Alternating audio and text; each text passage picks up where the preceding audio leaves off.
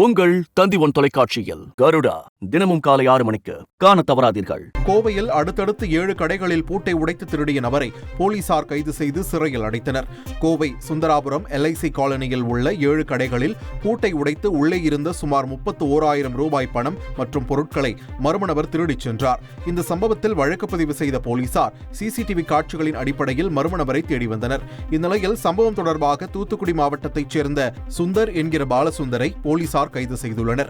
அவரிடமிருந்து செல்போன் மற்றும் பூட்டை உடைக்க பயன்படுத்திய கம்பி உள்ளிட்டவற்றை போலீசார் கைப்பற்றினர். சேலம் அடுத்த பனமரத்துப்பட்டியில் சாலையில் தீப்பிடித்து எரிந்த லாரியால் பரபரப்பு ஏற்பட்டது. லாரியின் முன்பகுதியில் இருந்து திடீரென கரும்புகை வர ஓட்டுநர் உடனடியாக கீழே இறங்கியுள்ளார். சற்று நேரத்தில் லாரி தீப்பிடித்த நிலையில் தீ மளமளவென பரவியது.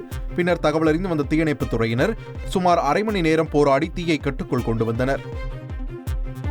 உங்கள் தந்தி1 தொலைக்காட்சியில் கருடா தினமும் காலை 6 மணிக்கு காண தவறாதீர்கள்.